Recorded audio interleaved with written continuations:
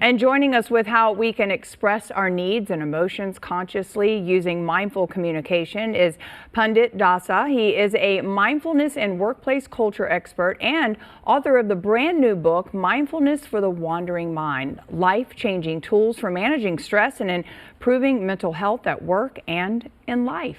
Congratulations. And welcome. Thank you so much. I'm so happy to finally be here in person. I know you've done 2 segments with us, but only, virtually. So great to see you. New book, a lot of things that you're talking about here, a mindful communication. Let's talk about what is that exactly. So I think when we communicate mindfully, there are 4 things to consider. Thinking about what I'm going to say, what's my message going to be, right? How am I going to communicate that? What's my body language? What's my tone? All of that communicates so much more. And also, the other part is, how's the other person going to receive this message? Because sometimes we don't think that through and just send it off. And then finally, how is it going to impact my personal relationship or professional relationship with the person who's getting it? Because once that relationship is ruined, it's hard to take it back and get it back to where it was. So really being thoughtful about the whole process. And we've also heard, always think before you hit send, right? Yeah. Think about what you're sending. What if you're on the other end? What if you're on the receiving end of an angry message or email? Well, one thing that you don't want to do is respond right away, right? That's a big no-no. Take a breath. Take a breath, go for a walk around the block, get some water, maybe have a colleague or a friend read it and see if it was as bad as you think it was, because sometimes our mind misinterprets things and exacerbates the situation. So get another opinion. Wait as long as you possibly can. Maybe even just pick up the phone and say, hey, I just wanted some clarity on your email. Because emails can be misunderstood in so many ways. So getting a person on the phone, say, I'm not sure I understood this. Could you perhaps explain? Maybe we can get together for a little coffee and then you can explain it to me. That just sort of gets rid of a lot of tension and prevents things from getting worse, right? Through de-escalating. Yeah, just de-escalating the whole problem. And then listening, it's so important to listen, right? A lot of times we listen to respond and you say something different. We have to listen to understand and not to respond. That means we're giving the person our full focus and our full attention. Because it's very natural for our mind to start coming up with that response. And what happens in our mind is when we're starting to formulate a response, we no longer are able to hear.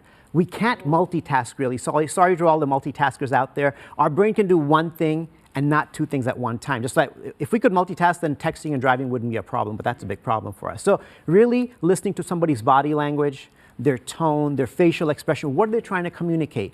Really, once we can fully understand what someone's saying, then the best possible response will show up and they'll appreciate the fact that we gave them our full attention.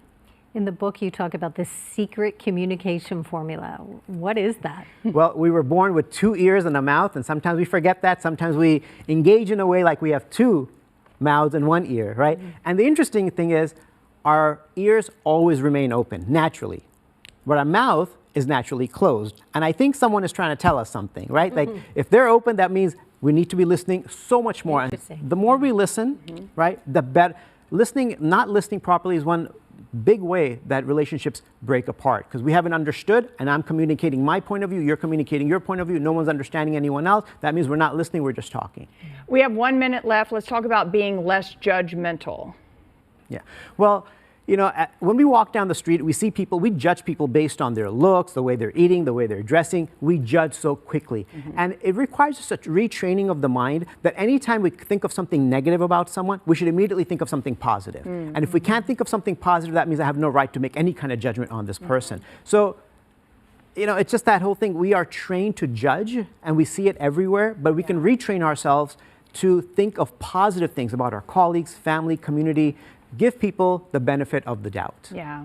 I was saying earlier today, I saw a lady going through the trash on the way here, and you have a tendency to whatever judgment comes up, right? And instead of judging, I just tried to pray for her, right? And realize that anything we complain about is first world problems. Exactly. Right? Yeah, to look at it that way. That's a great approach. Your book is great. I've read it. I appreciate you being here. We appreciate you being here. Thank you so much. It was a pleasure to be here. Thank you. We listened. Did we listen okay?